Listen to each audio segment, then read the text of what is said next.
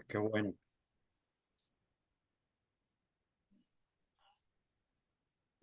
Pues muy buenos días a todos. Gracias por estar aquí. Voy a ser eficiente y voy a utilizar el tiempo con respeto para terminar en 1 hora y 15 y cualquier pregunta que quieran hacer con mucho gusto.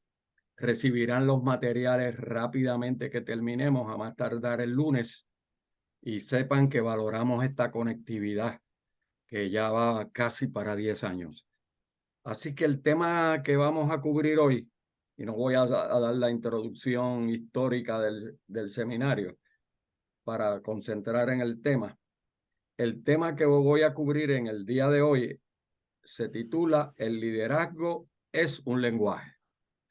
Me puedes poner la portada si quieres esto, Manuel. El liderazgo es un lenguaje. Y es un tema que también he investigado con mucho detenimiento y con mucha rigurosidad. Y la próxima lámina comparte con ustedes lo que es la premisa fundamental que quiero compartir en la mañana de hoy. La premisa fundamental. Las palabras son herramientas poderosas. Por consiguiente, hay que tener mucho cuidado con lo que se dice y con lo que no se dice. Y quiero decir que el lenguaje utilizado, la forma y el tono de expresión revelan lo que hay en nuestra mente y lo que hay en nuestro corazón. Por eso es que las palabras hay que utilizarlas con mucho cuidado y el lenguaje con mucho cuidado. Y por eso es que el decano académico del Nuevo Testamento, que era el apóstol San Pablo, y uso la metáfora del decano académico porque era una persona sumamente educada.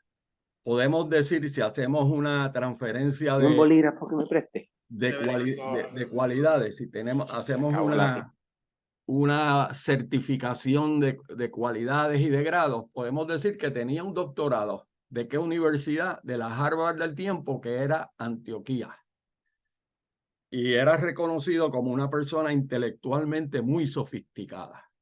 Por eso es que cuando uno lee con cuidado las epístolas, se da cuenta que quien escribe de la mano del Espíritu Santo es una persona sofisticada, y por eso me parece que fue una de las razones por las que lo escogieron. Y entonces dice Pablo en Efesios, y Efesios era, me atrevo a decir, una de sus iglesias preferidas. Y dice Pablo en Efesios 4:29, dice el decano de Harvard, es una metáfora de Antioquía. Dice Pablo en Efesios 4:29, ninguna palabra corrompida salga de vuestra boca, sino la que sea buena para la necesaria edificación, a fin de que dé gracias a los oyentes. Ahí dice el decano académico, Efesios 4:29. Ninguna palabra corrompida salga de vuestra boca, sino la que sea buena para la necesaria edificación, a fin de que dé gracia a los oyentes. Entonces, por el otro lado, viene el científico, el médico, vamos a ponerle el psiquiatra de los evangelios, que se llamaba Lucas. Otra persona también dramáticamente educada. Y dice Lucas en Lucas 6:45. Lucas 6:45. En sintonía con lo que dice Pablo, dice Lucas. Y Lucas y Pablo tenían una estrecha amistad. Y dice Lucas en el capítulo 6, versículo 45. El que es bueno de la bondad que atesora en el corazón, produce el bien. pero el que es malo, de su maldad produce el mal. Porque, esta es la parte del versículo que siempre me ha impactado a mí grandemente, porque de lo que abunda en el corazón, habla la boca. Así que estos dos fundamentos bíblicos están recogidos en esa bibliografía que hemos puesto allí para fundamentar lo que vamos a compartir con ustedes en la mañana de hoy. Esas dos expresiones bíblicas están recogidas en esta bibliografía que hemos estudiado con sumo cuidado, estas fuentes y estos libros para compartir con ustedes. Así que les digo, siguiendo esta literatura, la cual la voy a resumir apretadamente, les digo que las palabras, el lenguaje, lo que le hablamos a otras personas, revelan felicidad, compromiso, atracción, poder, decepción, angustia, entre otras cosas. Entonces los seres humanos tenemos que escoger qué es lo que va a revelar nuestro lenguaje y qué va a revelar nuestra palabra. Y entonces les comparto a manera de introducción que cada uno de nosotros habla promedio alrededor de 2.000 a 3.000 palabras por día.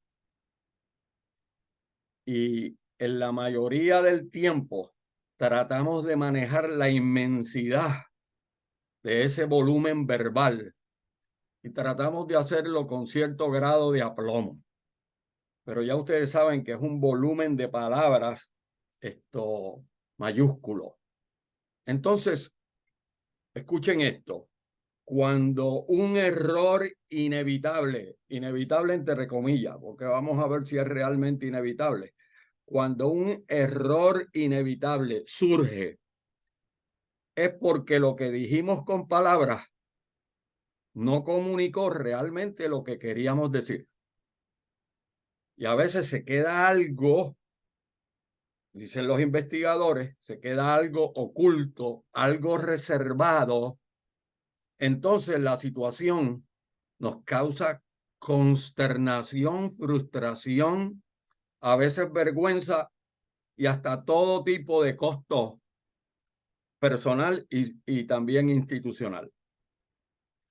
Entonces a los estudiosos de este paradigma que está recogido en las obras que mencionamos ahí, hay un libro fundamental de Sigmund Freud, que lo escribió en el 1903 y se titula La psicopatología de la vida diaria. Considerado uno de los mejores libros de Freud, pero no el más conocido. Y aquí él estableció una sinergia de esa obra con otra obra que también a veces se estudia en la universidad, que es la obra La civilización y sus descontentos. Una obra también muy interesante. Que cuando uno le tapa la fecha y le tapa el autor y lee el texto, anoche yo lo repasé, uno se lleva esa impresión de que muchas de las cosas que se están presentando ahí siguen con vigencia empírica y están revalidadas por la vida cotidiana. Y Freud hizo el argumento, está en los libros ahí, particularmente en el libro The Silent Language of Leaders. Freud hizo el argumento que lo que parece que son errores verbales sin consecuencia, a veces revelan creencias secretas y deseos en la mente inconsciente de los sujetos. Por lo tanto, los líderes, los profesionales, los seres humanos en general, tenemos que ser cuidadosos de esa condición, de esa orientación. Por eso a veces usted oye por ahí que se dice, y yo lo he dicho, Ay, perdonen con este Freudian slip o este desliz freudiano que reflejó mi lenguaje y mi vocabulario. Y una de las cosas que decía Freud es que la mente consciente puede discernir qué información acepta y qué información desecha. Y la mente subconsciente no se le hace fácil ese discernimiento y por consiguiente crea pensamientos y objetos mentales de manera automática, impetuosa, rápida, como una respuesta a todo lo que se percibe, y de aquí entonces que se hable de deslices. Pero en el libro La civilización y sus descontentos también se dice que los deslices ocurren porque almacenamos y acumulamos palabras muy rápido, como cuestión de hecho. Algunas investigaciones lo que van a decir, acumulamos de 2 a 3 palabras por segundo en nuestra mente y también registramos el sonido que esas palabras implican y a veces, como ustedes se pueden imaginar, pues hay una sobrecarga, hay una especie de despliegue que se desborda esa sobreactivación y los sonidos a veces empiezan a chocar unos con otros. Por eso es que Freud se probó cierto, después posteriormente en la neurociencia, Freud se probó cierto al advertir que los deslices expresan significados y pensamientos. Cojo una marginal para decir que acabo de leer una frase de Alberto Einstein que decía esto: la civilización, que es lo mismo que decía Freud, la civilización, la sociedad está construida sobre los pensamientos que tenemos. Por consiguiente, si uno quiere cambiar la sociedad, la civilización, las instituciones, hay que cambiar el modo de pensamiento. Pues es lo mismo que decía Freud. Y una de las cosas que él planteaba es que la mayoría de los errores verbales en el lenguaje, en las palabras que cometemos diariamente, al propio sujeto que no está pendiente y que no examina estas cosas, le pasan inadvertidos. Así que fíjense qué gran desafío esto. Por eso es que en las obras de Freud, él hiperbolizó esta dinámica al querer enfatizar que lo que estamos pensando en un momento dado está esperando para que se convierta en palabras verbales. Por eso es que hay que hacer pausas en el pensamiento, porque cuando uno hace pausas en el pensamiento, el sujeto, el que sea, el líder, el profesional, el ser humano que sea, cuando hace pausas en el pensamiento, puede pensar lo que está pensando, metacognición, mindfulness, y puede ser mucho más cuidadoso con lo que finalmente se dice, cómo se dice y a quién se dice. Así que los deslices, ya sea producto de la frustración, de la sobrecarga de información o de la revelación, son testamentos del poder del lenguaje. Los deslices, las palabras advertidas o inadvertidas, son testamentos del poder del lenguaje. Así que los deslices pueden ser con palabras usuales o pueden ser serendipity, eso es lo que quiere decir al azar. Y una de las responsabilidades del líder que reconoce que el lenguaje es fundamental es que es importante lograr conciencia de que hay que entender y no perder perspectiva del impacto de las palabras en el mundo cotidiano, especialmente en las organizaciones donde estamos hasta cierto punto constrictos y estamos restringidos por un margen de tiempo del cual no podemos salir. Así que hay que tener cuidado con la combinación. Es uno de los mensajes que quiero compartir en la mañana de hoy. Hay que tener cuidado con la combinación de palabras que se forman para establecer lo que queremos decir.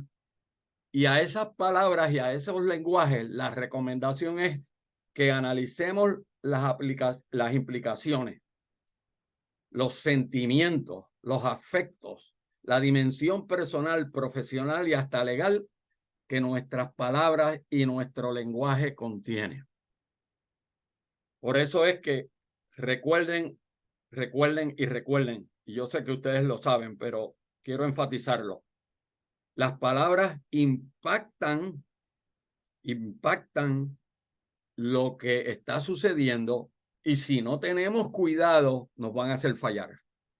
Así que los deslices del lenguaje son novedades no intencionadas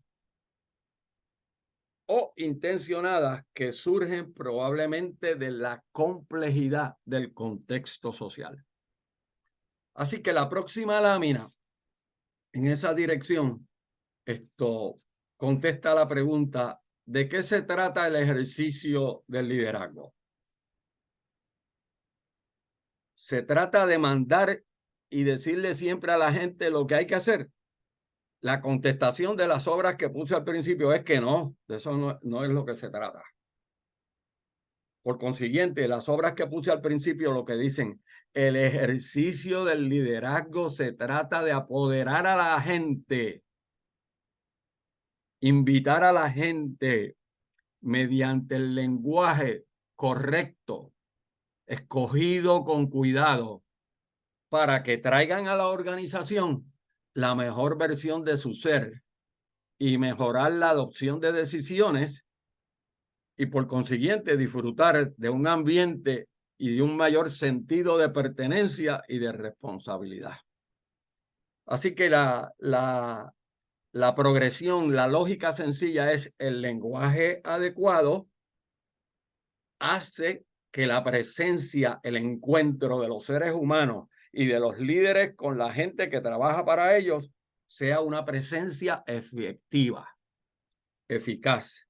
Y en la medida en que es una presencia efectiva, eficaz, se incrementa el sentido de pertenencia y de responsabilidad individual de todos los que participan. Y en la medida en que el sentido de pertenencia y de responsabilidad, de accountability, virtuosamente se desarrolla, entonces se va acumulando una experiencia de sólida adopción de decisiones. Pero en ese proceso necesitamos el cerebro de todo el mundo. No reducir o excluir o eliminar los cerebros que pueden aportar a ese trabajo colegiado para lograr los resultados. Así que el liderazgo como lenguaje es un fino balance entre, por un lado, la deliberación, eso quiere decir la discusión, que siempre va a conllevar, cuando los seres humanos hablamos unos con otros, siempre va a significar algún grado de riesgo, particularmente si nos tenemos que poner de acuerdo para trabajar juntos, ¿verdad? En contraposición a la necesidad de llevar a cabo la acción y proteger la misión, la razón de ser de lo que estamos haciendo.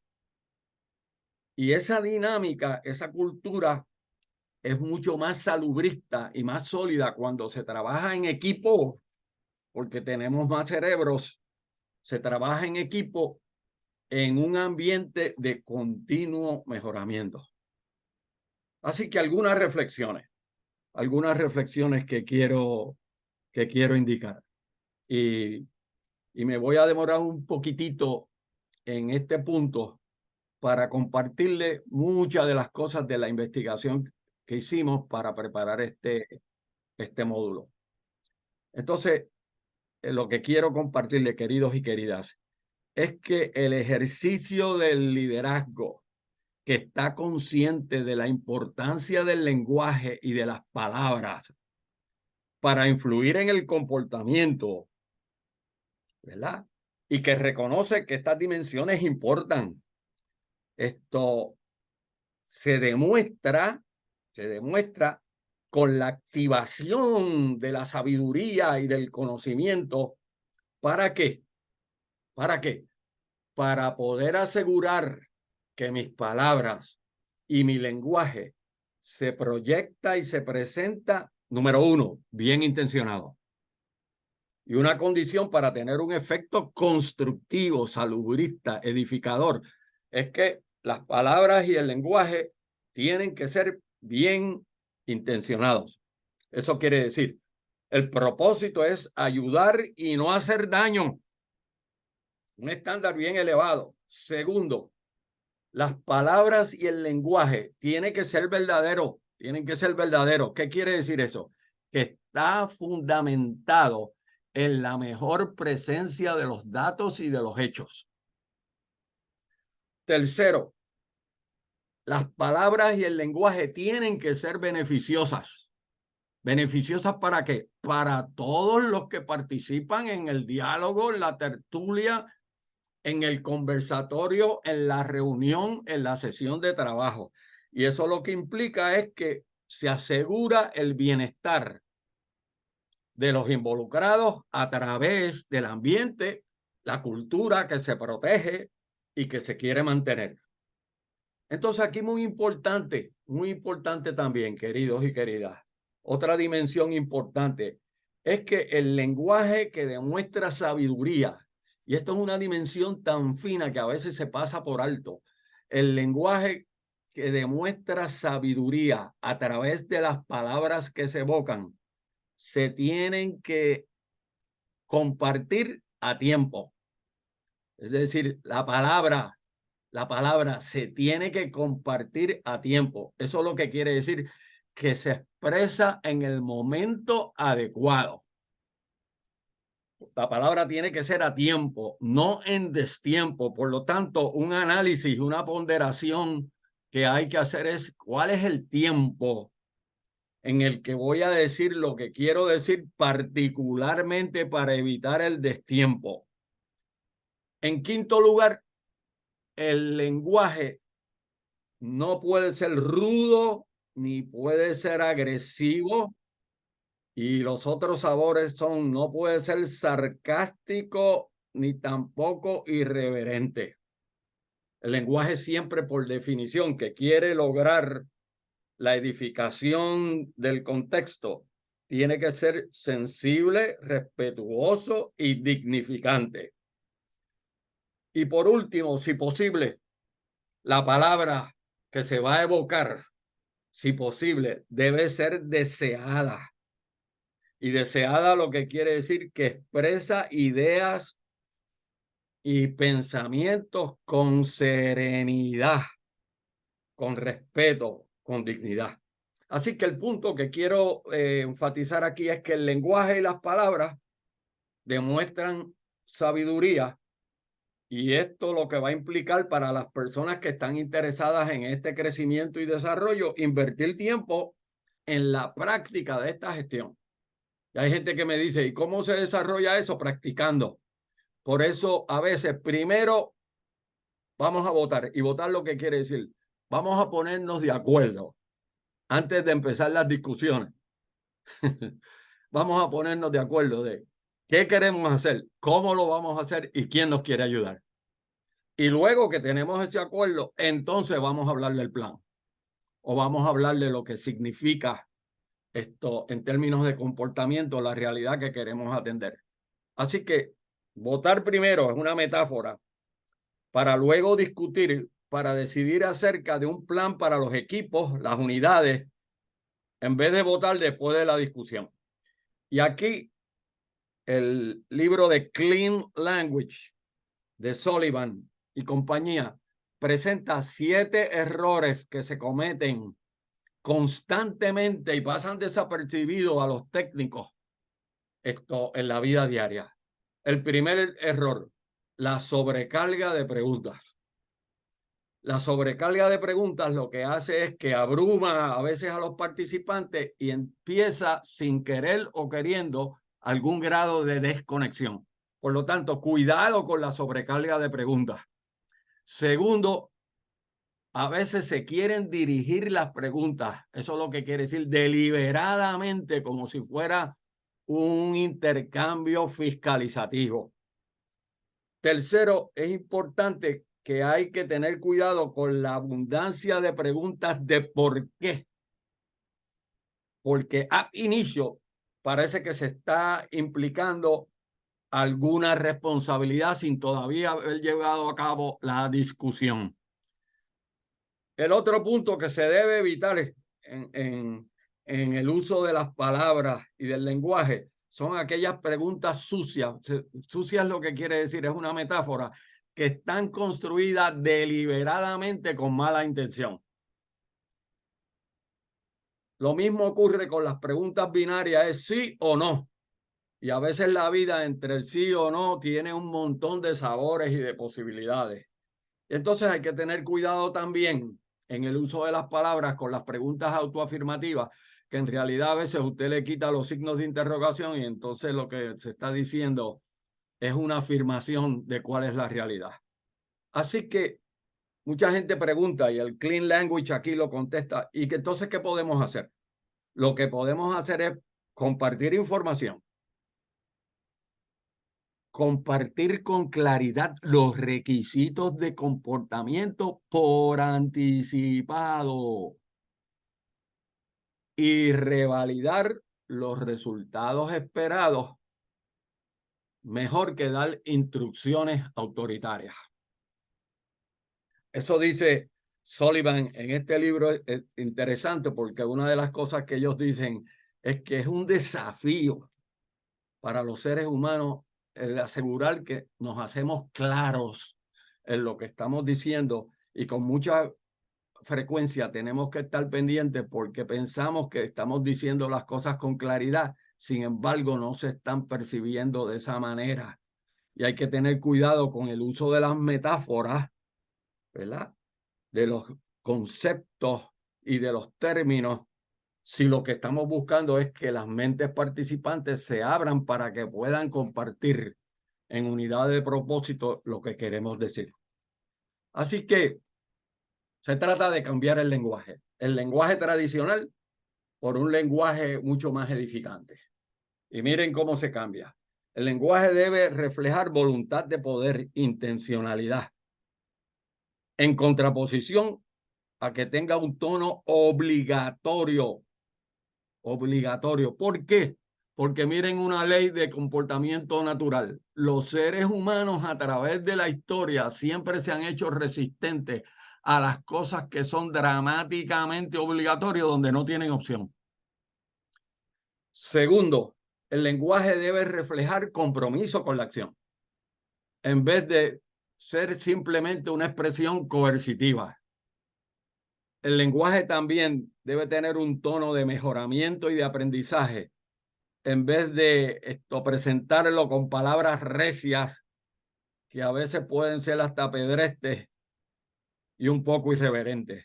El lenguaje también puede ser vulnerable, puede hacer al que lo evoca vulnerable, es decir, cualificar que en esto no estoy seguro, en esto estoy seguro, si me quieren ayudar, con mucho gusto, en contraposición a esa seguridad dictatorial que con mucha frecuencia en la sociedad del conocimiento lo que refleja es que la seguridad en realidad no está ahí.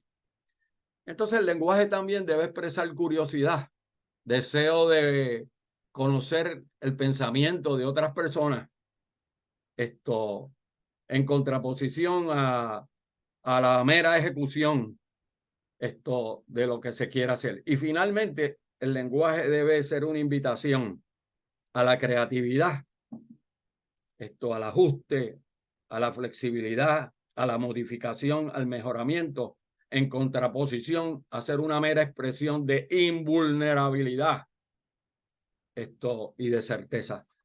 Así que hay 6 nuevos juegos del liderazgo.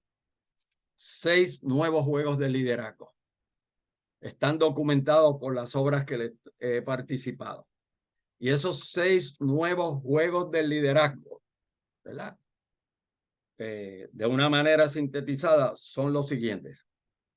De paso, les digo, si ustedes han analizado las noticias de esta semana,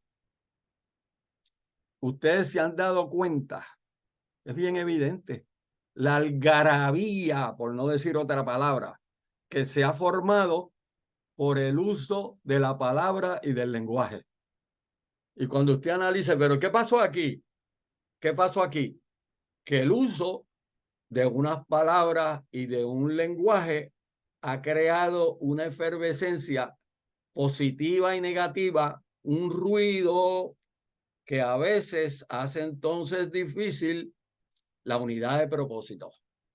Por lo tanto, los 6 nuevos juegos del liderazgo es, primero, controlar el reloj en vez de obedecer el reloj.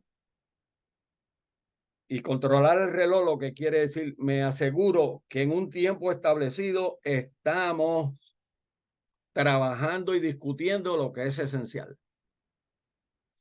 Segundo, un juego importante para el liderazgo contemporáneo es que hay que colaborar en vez de actuar coercitivamente. Porque la sociedad coercitiva, ese es de otra época, ese es otro modelo mental, ese es el modelo mental que estamos tratando de modificar. Tercero, hay que comprometer, buscar el compromiso en vez de obligar a hacer las cosas. Los líderes son buscadores del compromiso de la gente que trabaja con ellos, ¿verdad? Por lo tanto, están buscando el compromiso, el corazón. Los cerebros se mueven hacia los sitios donde se les quiere y donde hay oportunidad de demostrar su compromiso. Número 4, hay que completar metas definidas, específicas, en fechas concretas y particulares, en vez de seguir las tareas indefinidamente sin ponerle términos y concreción. Número 5, hay que mejorar los resultados. Siempre se puede mejorar los resultados, porque ningún resultado es perfecto. Siempre se puede mejorar los resultados y el lenguaje y el juego debe ser uno de estamos aquí para mejorar los resultados, más que probar la habilidad individual de uno o dos sujetos. El trabajo complejo siempre es colegiado. Y número 6, hay que conectar con la gente, conectar con la gente más allá de cumplir un mero rol, una descripción de deberes o una definición de lo que hace el perfil de un sujeto en una organización. Así que cuidado con el común desbalance entre el pensamiento y la acción. ¿Qué hacen los líderes? A través de sus palabras y sus lenguajes están buscando que el colectivo, la unidad, la colegialidad pueda materializar un balance entre el pensamiento y la acción sin sacrificar ninguno de esos elementos. Decía Immanuel Kant en Crítica de la Razón Pura, volumen 1, volumen 2. Decía Immanuel Kant, ¿verdad? El pensamiento sin acción es un ejercicio de esterilidad. Pero por otro lado, la acción sin pensamiento profundo es un ejercicio, y es la palabra de los filósofos, no la estoy diciendo de forma irreverente, es la palabra de los filósofos, es un ejercicio de imbecilidad. Porque para los filósofos la palabra no tiene carga, sencillamente es esto, es una condición donde no hay un balance entre pensamiento y la acción.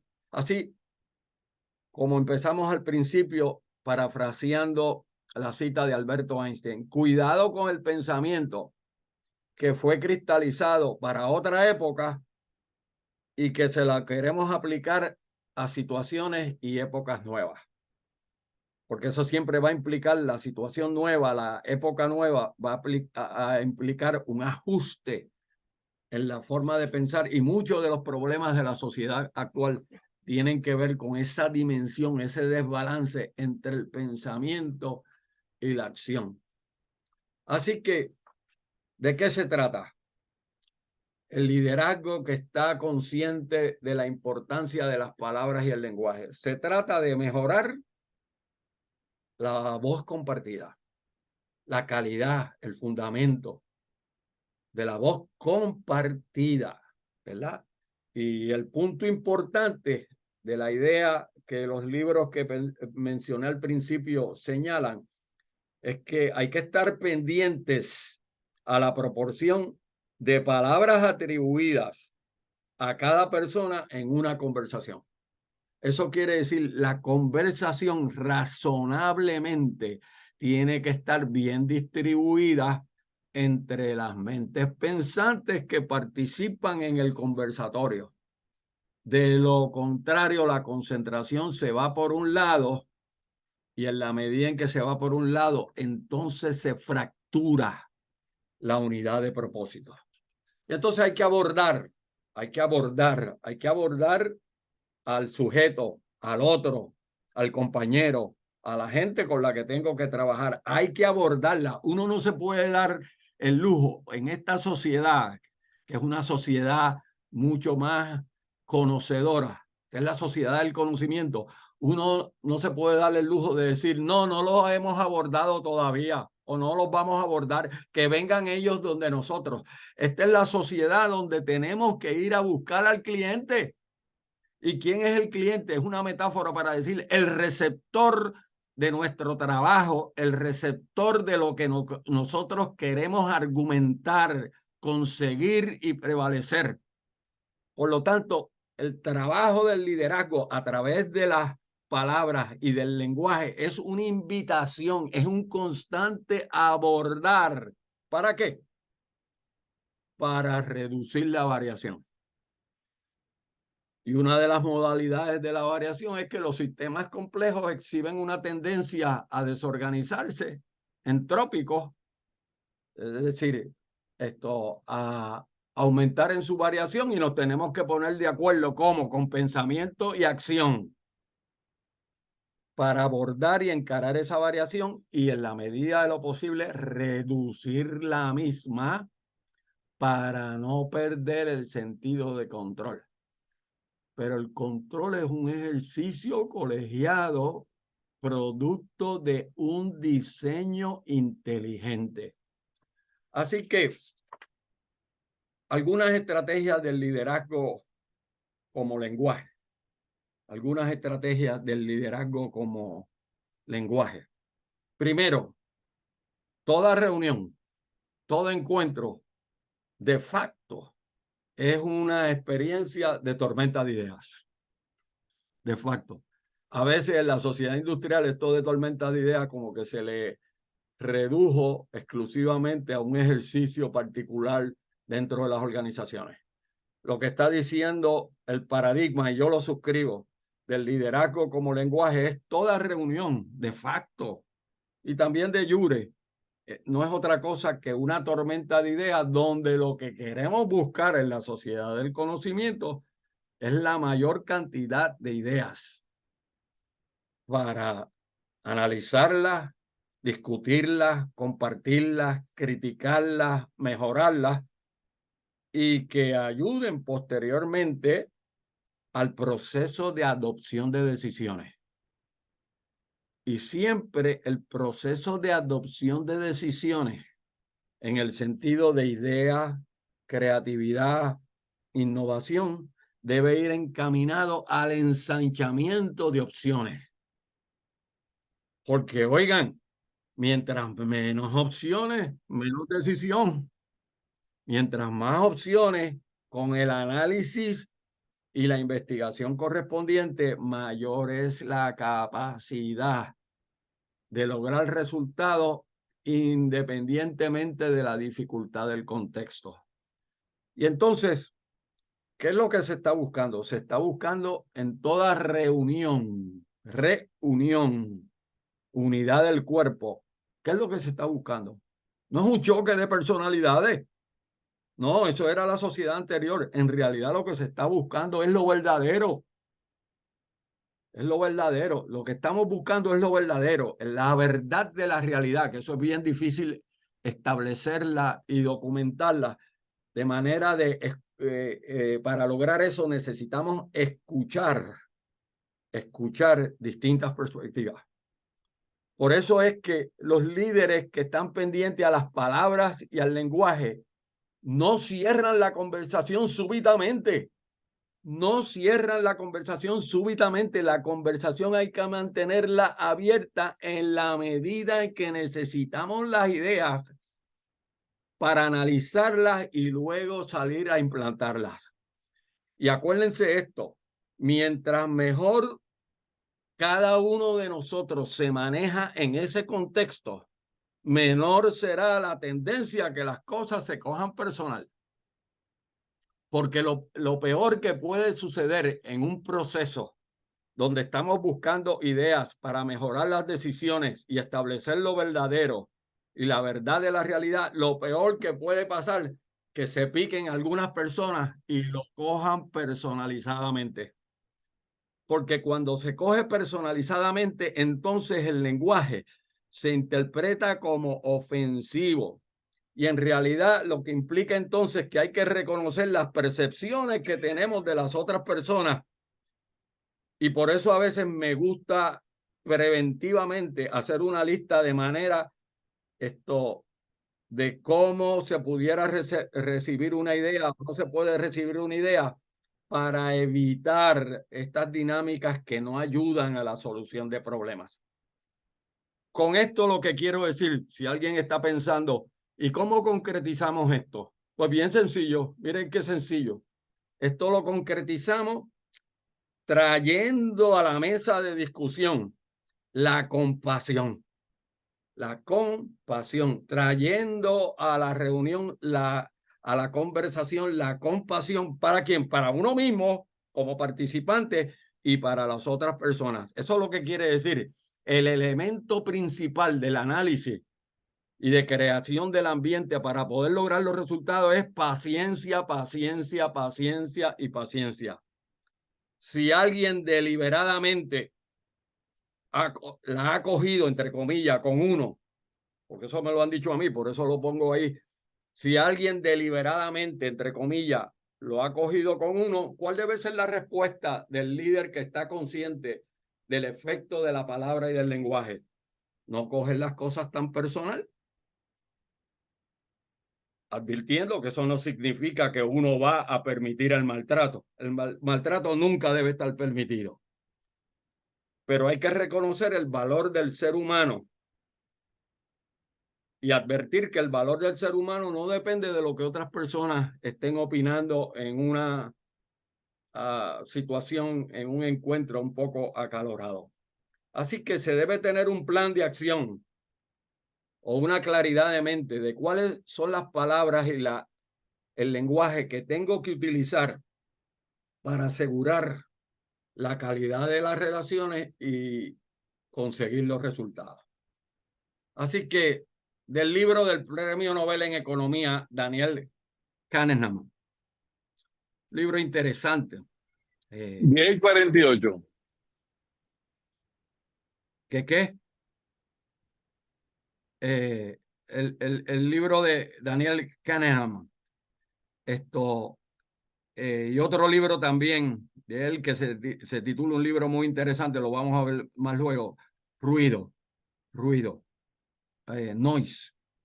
Pero lo que dice el premio Nobel aquí es que hay que identificar, ¿verdad? Identificar muchas de las preguntas, a veces en un encuentro de análisis, que distorsionan el pensamiento y que evitan la realidad tal y como es. Eso es una de las cosas que él advierte, ¿verdad? Dice, identifiquemos y seamos cuidadosos ante las preguntas que distorsionan el pensamiento y que evitan ver la realidad como es. Un ejemplo que se da: la sobredependencia en una cantidad excesiva de información inicial recibida al adoptar una decisión, paradójicamente puede producir variación o puede producir ruido. Por eso el libro Ruido, en lo que se está discutiendo. Y entonces se requiere un esfuerzo profundo, serio, deliberado, para evitar caer en esta trampa. Y todos ustedes, yo sé que han oído la expresión en inglés de parálisis by analysis. Parálisis by analysis porque la cantidad de datos y de información es tal que entonces el sistema se pierde aceleración. Por eso es que thinking fast y otras veces thinking slow. Así que, ¿qué dice el premio Nobel con relación a dos modalidades de pensamiento? Hay un sistema 1. ¿Y cómo es ese sistema 1? Que uno tiene que tener cuidado. Y a veces uno puede ver este sistema 1 en cualquier sitio. No está restringido a unos sitios especiales. En cualquier sitio. El sistema 1 es un sistema primitivo del cerebro. Es un sistema emocional, tempestuoso, instintivo, inmediato y con mucha frecuencia impulsivo. ¿Qué es lo positivo de este sistema por lo cual se ha mantenido?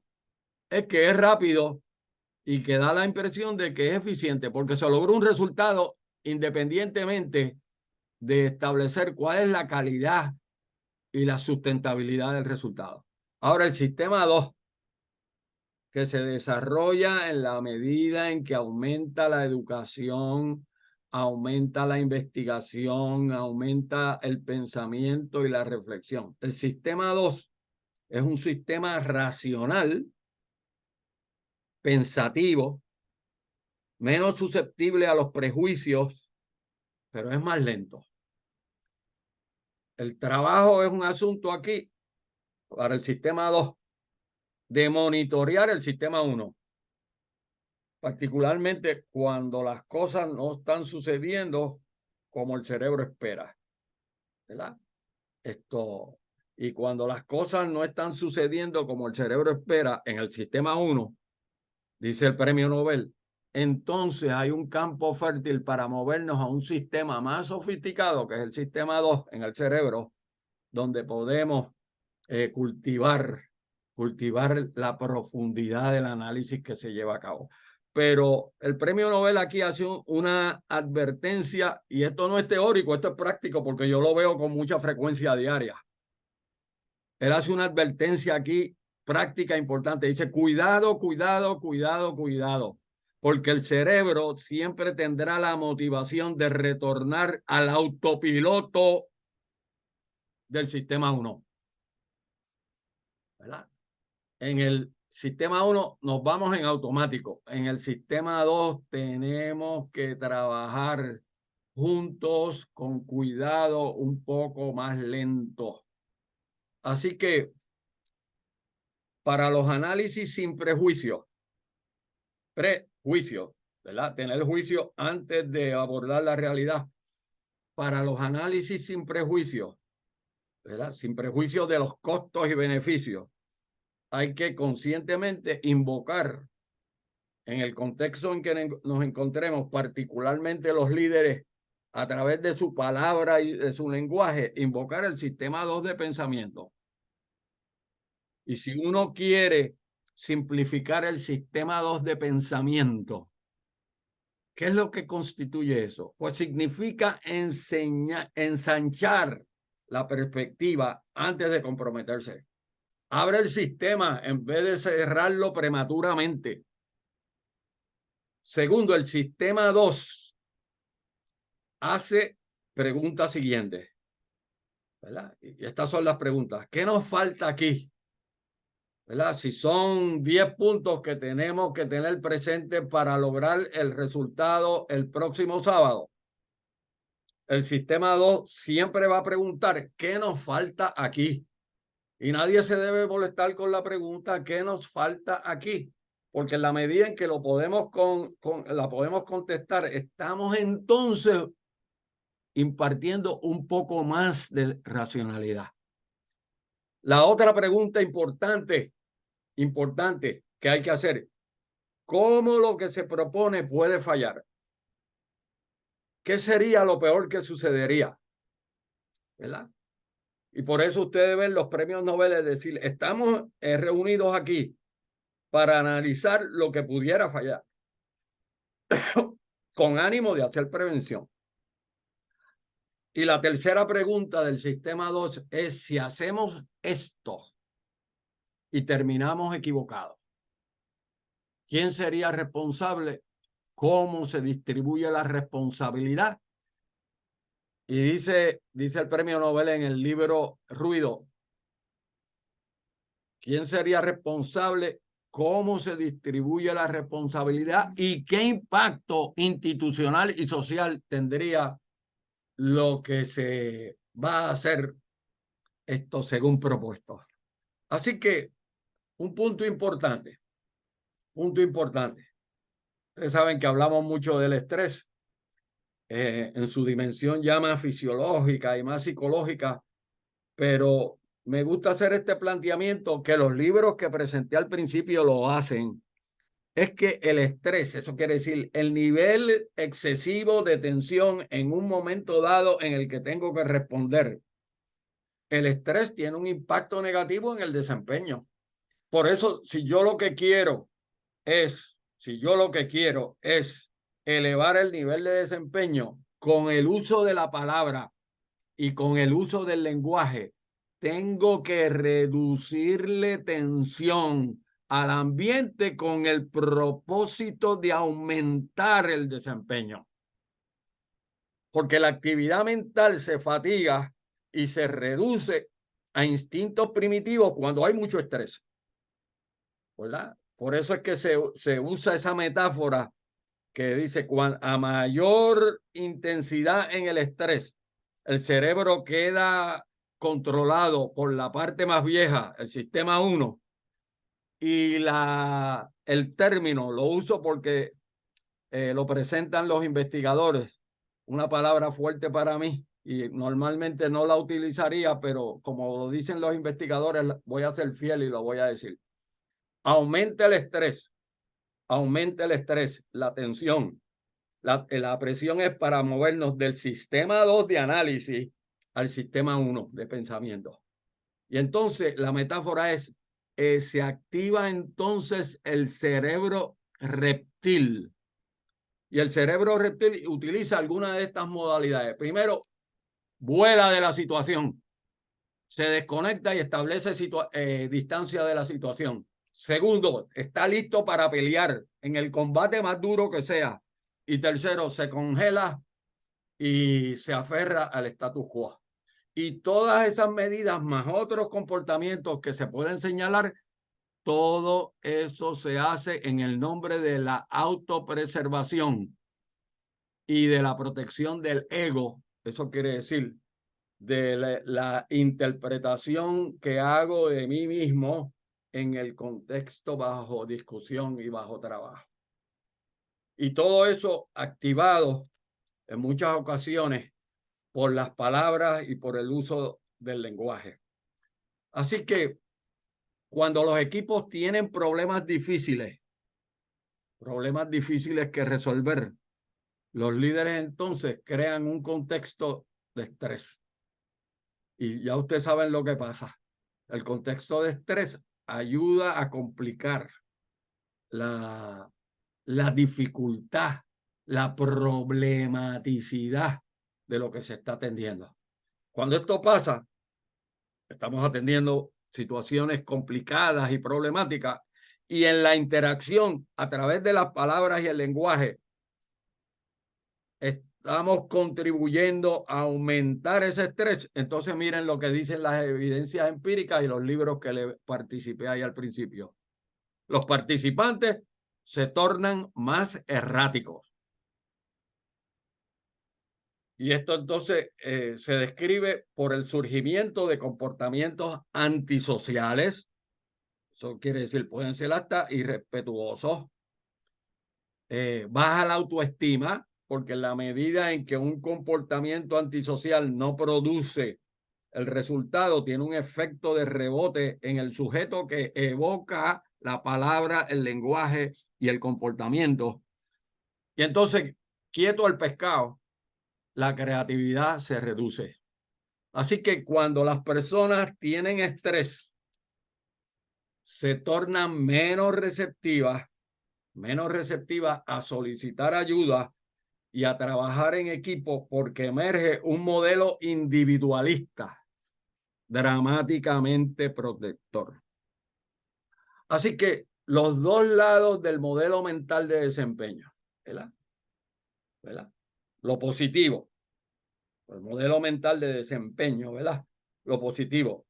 Podemos probar nuestra competencia. Podemos hacer el proyecto, ¿verdad? Lo negativo, protegernos frente a la evidencia de incompetencia o de la falta de conocimiento o de la realidad de que no se están produciendo los resultados. Lo positivo siempre va a expresar, lo hicimos, hay que demostrar que podemos hacer esto subsiguientemente. Lo negativo entonces se personaliza y los diálogos, esto no fui yo, no estoy bien, hicimos lo mejor que pudimos con el tiempo que pudimos. Así que el lenguaje del modelo mental de mejoramiento, el lenguaje del modelo mental de mejoramiento es cómo podemos hacer lo que estamos haciendo de una manera mejor. Segundo, ¿qué hemos aprendido en la marcha? Porque es importante revalidar los aprendizajes que se han alcanzado en la marcha para evitar el reciclaje de circunstancias anteriores. Y tercero, el modelo mental debe ser un modelo mental. ¿Cómo lo podemos hacer mejor? ¿Cómo lo podemos hacer mejor? El modelo mental de cómo lo podemos hacer mejor debe ser una cultura dentro de las instituciones en la sociedad del conocimiento. Así que algunas estrategias no convencionales del liderazgo como un lenguaje. Algunas estrategias. Algunas ya las sugerí al principio, pero vamos a formalizarlas.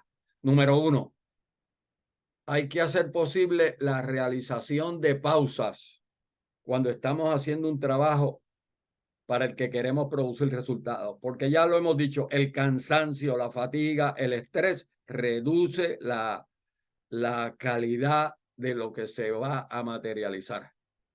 Por lo tanto, no evitemos la pausa. Como cuestión de hecho, distribuyamos el trabajo entre términos y periodos de tiempo más comprimidos, porque eso es lo que ha sucedido en la sociedad del conocimiento y aumentó la aceleración después de la covidianidad. Eso es empírico, que los márgenes de tiempo, los términos de tiempo para hacer las cosas se comprimieron. Y si seguimos con los márgenes de tiempo de otra época, entonces la fatiga va a producir conflictos y perpetuación del status quo. Número 2, a veces para hacer el punto y enfatizar, uno le puede poner un nombre a la pausa, ¿verdad? Es una pausa siempre de descansar, una pausa de descansar y no asumir en ese proceso, no asumir que uno se lo sabe todo, ¿verdad? No podemos asumir que no lo sabemos todo. El lenguaje, por lo tanto, no debe insinuar prepotencia, porque la prepotencia en realidad es un estímulo que refleja, paradójicamente, que no se sabe lo que se dice que se sabe. Así que hay que llamar a realizar pausas analíticas, pausas de descanso, pausas de reflexión, pausas de colegialidad. Por lo tanto, el llamar a hacer pausa lo que significa es Hay que presionar para lograr un resultado, pero la presión no debe ser desorbitada. Y número 4, hay que planificar para las próximas pausas. Es decir, cuando voy a planificar el trabajo en ruta al futuro, tengo que planificar para las pausas que me permiten ese espacio de tiempo que es necesario para producir los resultados. El estándar, queridos y queridas, el estándar en un día de trabajo, particularmente en una reunión de un día de trabajo, hay que pausar cada hora. Ese es el estándar. Como ustedes se dan cuenta, casi nunca se sigue. La sociedad industrial no le hace caso a ese estándar. Y a pesar de que aparecen los libros y hay gente que lo cacarea, en la sociedad industrial ese estándar no se le hace caso. Pero la sociedad del conocimiento con mucha frecuencia recuerda ese estándar. Cada hora nos tenemos que parar y descansar para asegurar que se recargan baterías. Y eso es lo que implica, en términos de lenguaje y de cultura, que si lo que estamos buscando son resultados extraordinarios en un ambiente de relaciones extraordinarias para fomentar el sentido de pertenencia y el sentido de compromiso, entonces nos tenemos que mover de la cultura de coerción a la cultura de colaboración. Y esto no es un lujo, esto es un fundamento empírico. Y acuérdense lo que hemos dicho, votamos primero de lo que queremos hacer, cómo lo vamos a hacer y quién nos va a ayudar, y luego salimos a discutir de cuál es el plan, la programación para hacer eso. Se trata de una cultura donde queremos ser curiosos y no dictatoriales. Una cultura donde se invita, donde se disfruta el asunto de invitar y escuchar la pluralidad de perspectivas. No hay nada más hermoso que la pluralidad de perspectivas, porque es como si fueran cristales distintos a través de los cuales uno está viendo distintas interpretaciones de lo que es la realidad. Y en ese contexto, la información que forma es más importante que el simplemente dar instrucciones. Porque la información debe formar, ¿verdad? Esto, más allá que simplemente recibir instrucciones, porque el desafío es establecer acuerdos, decidir y prepararnos para la acción. Así que el compromiso del líder es con, número 1, aprender. En el lenguaje de un amigo presidente de la Universidad Interamericana que está conectado por ahí, en el lenguaje del presidente de la universidad, este concepto que él ha evocado y ha trabajado con este concepto, la invitación siempre es a la enseñabilidad, que implica, mira, enséñame, quiero pasar contigo una experiencia de aprendizaje. No me voy a poner defensivo y decirte, sí, yo sé más que tú. No, no. ¿De qué se trata el compromiso de los líderes? Se trata de aprender. Y si uno está en esa cultura, cualquiera me puede enseñar. Segundo, a partir del aprendizaje, el vínculo del pensamiento y la asimilación del pensamiento y de la educación y de la investigación, entonces vamos a accionar. Y un balance entre el pensamiento y la acción. Y reconocer que entonces tenemos que trabajar en fase, porque la única manera, miren, eso está en los libros, la única manera de organizar un trabajo complejo es dividiéndolo en fases. Hello, eso lo sabíamos. Esa es la sociedad del Fordismo. Eso fue la innovación de Ford en las plantas de manufactura. Cogió un trabajo complejo y lo dividió en fases. Lo único que allí las líneas de producción estaban organizadas de manera lineal en una sociedad del conocimiento en la actualidad donde las cosas suceden simultáneamente, y por eso es que solamente son los equipos y las células de trabajo las que pueden hacer trabajos concurrentes y simultáneamente y no necesariamente linealmente. Así que para completar proyectos se requiere de la celebración. Oigan, me quiero demorar aquí, por favor, llévense eso para sus casas. Para completar proyectos se requiere de la virtud de la celebración. ¿Y qué quiere decir eso? que los líderes van a usar, bendito sea Dios, los líderes van a usar la palabra y el lenguaje del refuerzo positivo. Y usted sabe lo que dicen las investigaciones de Harvard. Solamente el 15% de los ejecutivos encuestados lo utilizan, ¿verdad? The World's Greatest Management Principle, Reinforcement. Pero hay dos libros que el que le interese este tema le puedo recomendar. Un libro que probablemente algunos de ustedes han escuchado por ahí, ¿verdad? Y han visto, el de Kenneth Blanchard. Kenneth Blanchard, un gurú de la gerencia y de la administración y un pastor. Kenneth Blanchard, el libro de Managing by Walking Around.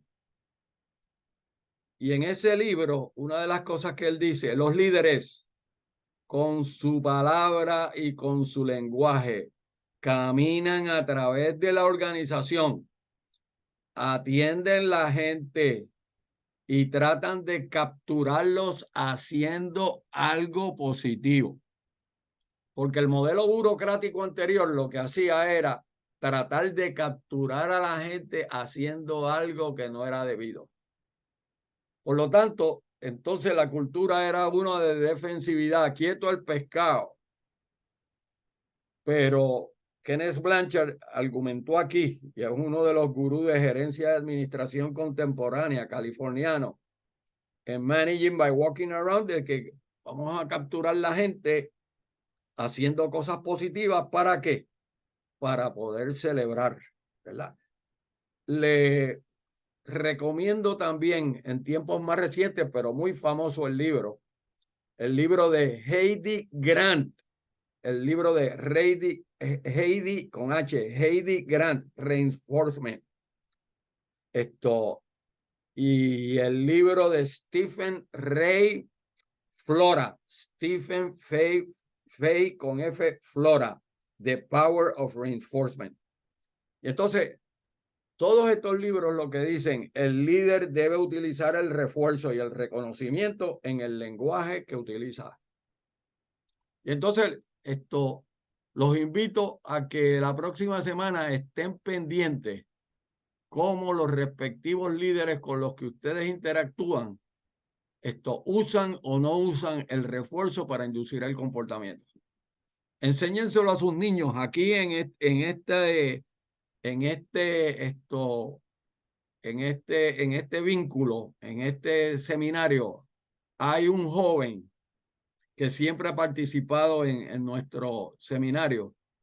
Tiene 13 años y lleva participando en estos seminarios desde hace 5 años al menos. Y después de los seminarios me enseñaba las cosas que hacía y yo siempre le contestaba real. Lo hace mejor que cuando yo tenía 15 años. Lo hace mejor, ¿verdad? Porque esto es un muchacho que en la familia lo han educado bien y imagínense que lo conectan aquí. Pues se podrán imaginar la ventaja competitiva que va a adquirir. Así que los líderes deben utilizar el refuerzo y el reconocimiento. Y me gusta decirle siempre a mis estudiantes, aquí hay personas que fueron mis estudiantes y ahora son mejor que yo. Me gusta decirle siempre a mis estudiantes y le enseñé a mis estudiantes las 4 P del reconocimiento y del refuerzo efectivo. Las 4 P. Sencillo, miren qué sencillo. Y está documentado científicamente. La primera P, el reconocimiento tiene que personalizarse.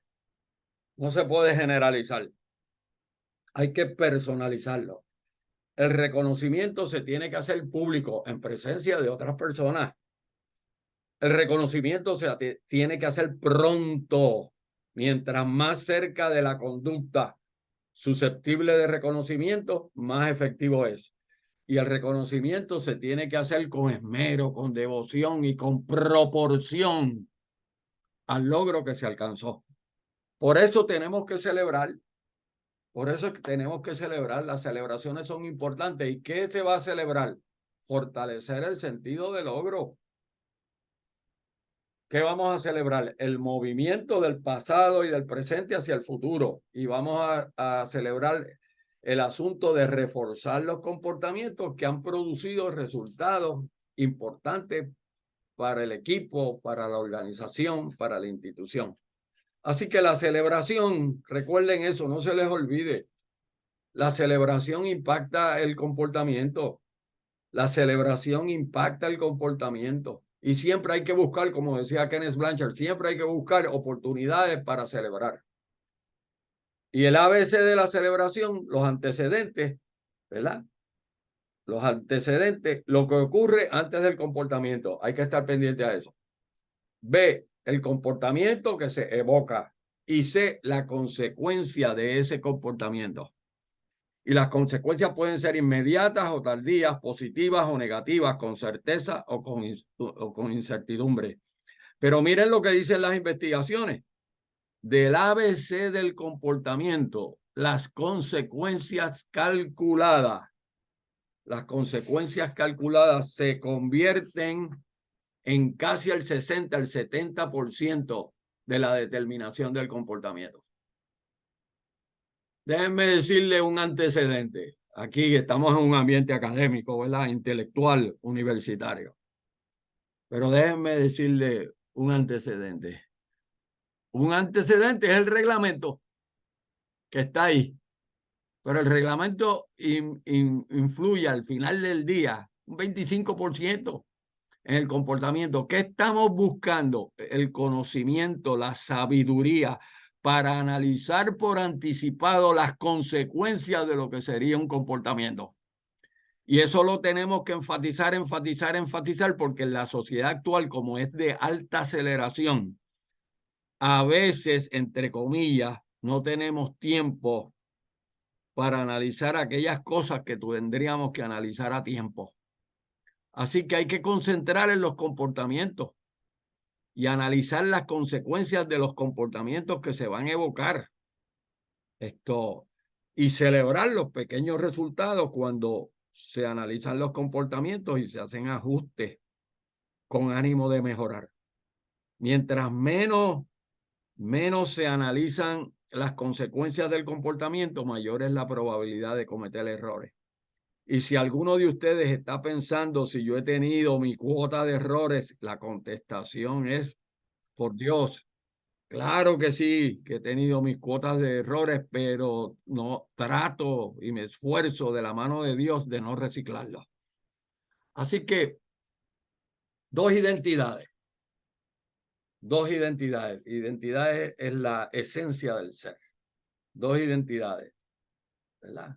Dos identidades que hay que integrarlas y asegurar que se cristalizan. Dos identidades. Primero, la identidad de ser bueno en lo que hacemos. Esa es una identidad importante. Pero de ser bueno en lo que hacemos constantemente, particularmente en el mundo del conocimiento, de la sabiduría, de la intelectualidad, de ser bueno en lo que hacemos, nos tenemos que mover a ser continuamente mejores, particularmente para crearle el espacio a la próxima generación. Así que hay que repensar la importancia de la motivación intrínseca. La motivación intrínseca es la que sucede de adentro hacia afuera. Y esa motivación intrínseca de adentro hacia afuera es la que el ser humano se siente competente. Por consiguiente, disfruta de ese sentimiento de que tiene peritaje para hacer una contribución. Los seres humanos, dice Jennifer LaGuardia en un libro, Self-Determination in Practice, los seres humanos quieren sentirse competentes. Por lo tanto, hay que darle esa oportunidad. Segundo, la motivación intrínseca de adentro hacia afuera emerge cuando los seres humanos disfrutan de relaciones extraordinarias. Y ustedes saben, he compartido con ustedes el tema de relaciones extraordinarias porque mi argumento con ustedes, con nosotros, con mi equipo de trabajo, con todo el mundo, con mi familia, no nos podemos conformar No nos podemos conformar con relaciones que sean menos que extraordinarias. ¿Por qué? Porque entonces el resultado y lo que tenemos es producto de lo que nos conformamos. Por lo tanto, no nos podemos conformar con relaciones que sean menos que extraordinarias y debemos trabajar para conseguir relaciones extraordinarias que son las que nutren el sentido de pertenencia y de compromiso. Y el otro elemento importante, el ser humano por naturaleza desea disfrutar de unos márgenes de autonomía, que no es otra cosa que un sentimiento de apoderamiento para llevar a cabo las cosas que realmente importan. Así que recuerden esos tres elementos, ¿verdad? Esos tres elementos: competencia, relaciones y autonomía, como condiciones necesarias para fortalecer la autodeterminación y la capacidad del ser humano de hacer cosas dramáticas y visibles. Así que los líderes, ¿verdad?, a través de su palabra y de su lenguaje, ayudan a mejorar ¿qué? A superar ¿qué? El sentido de impotencia aprendida, ¿verdad? El sentido de impotencia aprendida, el sentido de no poder hacer las cosas porque así es que se ha aprendido. Eso es lo que produce el colonialismo. El colonialismo es que se le ha comido el cerebro al sujeto que sea y entonces ha desarrollado un sentido ficticio, pero de importancia práctica, de impotencia aprendida. Por lo tanto, si queremos superar ese sentido de impotencia aprendida a través de la palabra, y a través del lenguaje, ¿verdad?, hay que mirar hacia el futuro, no hacia el pasado. El pasado lo conocemos, lo respetamos, lo valoramos por lo que vale, pero no es un reciclaje para el futuro. Y obviamente, si uno quiere superar la impotencia aprendida, uno tiene que concentrar en el exterior, porque ahí es donde están las posibilidades, y no en el interior, que nos lleva a veces a sentirnos egocéntricos. Así que hay que focalizar en los procesos y no en la persona, ¿verdad? El trabajo es un proceso y si queremos mejorar el trabajo, la vida, hay que mejorar los procesos y hay que lograr la excelencia. Y la excelencia implica el continuo mejoramiento, no simplemente evitar los errores, sino lograr la excelencia en el comportamiento. Por lo tanto, el lenguaje del liderazgo. El lenguaje del liderazgo. Pensamos como equipo. Hablamos como equipo. Yo tengo este vellón, ayúdenme a regarlo. Ayúdenme a regarlo. El vellón de casi 5 décadas, pero en esta década hay mejores oportunidades. Ayúdenme a regar este vellón, que ustedes son líderes importantes para el país. Hay que pensar como equipo. Piensa equipo. Pensamos como equipo. Por consiguiente, tenemos que usar la palabra y hablar como equipo. Hablamos como equipo, estas son las investigaciones, entonces vamos a accionar como equipo. Y no hay ningún problema complejo que un equipo multifuncional, educado, con perspectivas distintas, no pueda solucionar. No hay ningún problema complejo que un equipo bien intencionado, con peritaje, con autonomía, con sentido de dirección, no pueda resolver. Así que la mentalidad de jerarquía. Algunos estudiantes que tengo que están conectados aquí saben que ese libro lo usé muchas veces en la universidad. Lo puse ahí y se dan cuenta que la portada está un poquito viejita y quise que se quedara así. Quise que se quedara así para decir, esto es un conocimiento acumulado que estaba disponible. Oigan, ¿y saben quién era Frederick Dyer? no piensen que era un radical o que era un loco, no. Este era un coronel del Air Force. Un coronel del Air Force, pero era un investigador que cuando se retiró, entonces se metió en el mundo de las universidades y en el mundo de las universidades investigó y rectificó muchas cosas. Y en ese libro, ¿verdad? Más otros que después publicó, el argumento es cuidado con la mentalidad de la jerarquía. Nos hace engreídos, nos hace entretenidos y a veces nos ciega.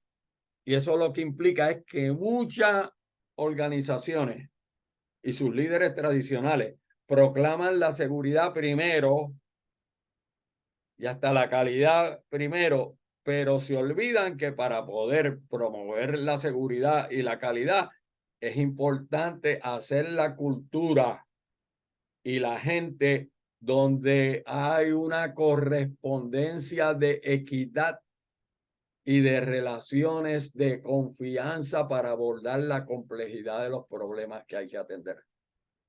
Así que recuerden esto, la cultura real de conectividad. La cultura real de conectividad. Y quiero decir varias cosas aquí. Uno de mis filósofos preferidos, no por su ideología, sino por su filosofía.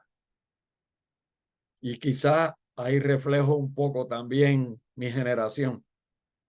Pero una gran influencia en el diseño de la universidad en Puerto Rico. Don José Ortega y Gasset. Y aquí dos libros importantes de don José Ortega y Gasset. Primero, El hombre y la gente.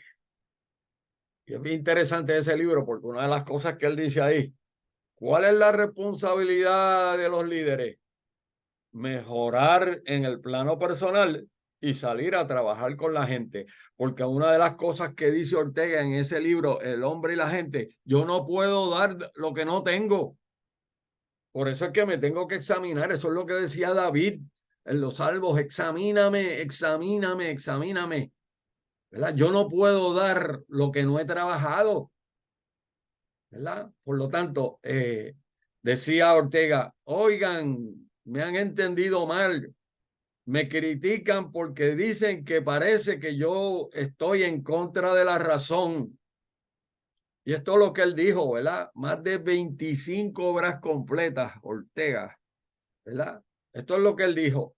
No, yo no estoy en contra de la razón. Como cuestión de hecho, he forjado mi vida sobre el fundamento de la razón. Yo lo que estoy en contra es de que se proclame la razón sin entender lo que está pasando. Hay gente que proclama la razón sin entender lo que está pasando. Y por eso es que Ortega decía, ¿qué es lo que le pasa a la gente? Lo que le pasa a la gente es que no sabe lo que está pasando. Y como no sabe lo que está pasando, entonces, pues sucederá cualquier cosa. Por eso es que en este próximo ciclo eleccionario, la gente educada y culta tiene que estar pendiente a la palabra y el lenguaje de sus líderes. Es importante eso porque la palabra y el lenguaje de sus líderes dará alguna indicación, ya sea por desliz o por deliberación, de lo que puede suceder. Así que el otro elemento es la cultura real de conectividad. Eso es lo que tenemos que trabajar para la próxima sociedad, para el futuro, para los procesos de cambio y transformación. La cultura real, auténtica, de verdad, de conectividad. Y eso es lo que implica, vamos a horizontalizar las relaciones. Eso es lo que quiere, horizontalizar un poco la estructura de jerarquía tradicional, un poco, ¿verdad? Vamos a reconocer lo que no se sabe. Eso hay que reconocerlo. Vamos a atrevernos a ser vulnerables en una sociedad donde todo el mundo quiere ser invulnerable. Esta es la sociedad del Ken y de la Barbie, ¿verdad? De Superman y de la Mujer Maravilla. Que son metáforas un poco histriónicas. Hay que confiar primero y después vamos a lo que nos ocupa. Por eso es que la sociedad anterior piensa mal y acertarás. Ay, bendito, lo que esa premisa nos hizo en la sociedad anterior. En la sociedad postmoderna debemos decir, vamos a pensar bien y vamos a juntarnos todos, a pensar bien, a juntarnos, a desarrollar nuestra plataforma de confianza y salgamos juntos a hacer un trabajo que requiere de las mentes de todo el mundo. Y eso lo que implica es que nos atrevemos a hablar con verdad, y el hablar con verdad no tendrá ninguna consecuencia negativa sobre los seres humanos. Así que cuidado, digo cuidado con las metas rígidas y con la jerarquía excesiva, porque con mucha frecuencia producen comportamientos no éticos. Eso es lo que quiere decir, el sistema no tiene capacidad de adaptación y la autoridad se distribuye de arriba a abajo, pues entonces se crea y prolifera una organización informal que puede ser positiva o puede ser negativa. Así que muy importante, ¿verdad? La lección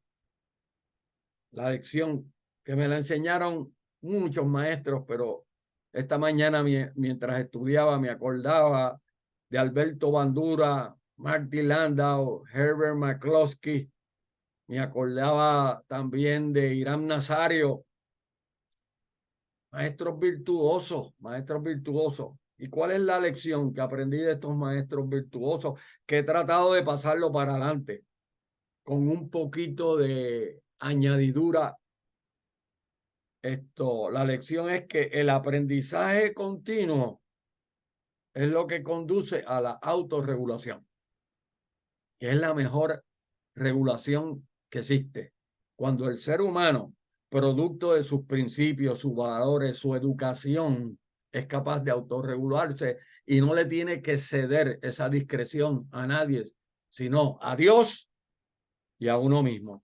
Así que termino, queridos, termino con Proverbios 17:28.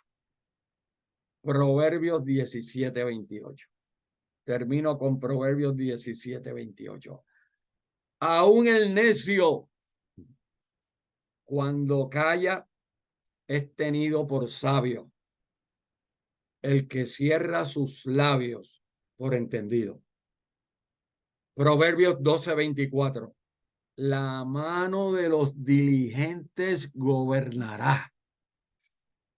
La mano de los diligentes gobernará, pero la negligencia será tributaria, será costosa. Así que gracias por estar ahí. Gracias por estar ahí. Los bendigo. Recibirán los materiales.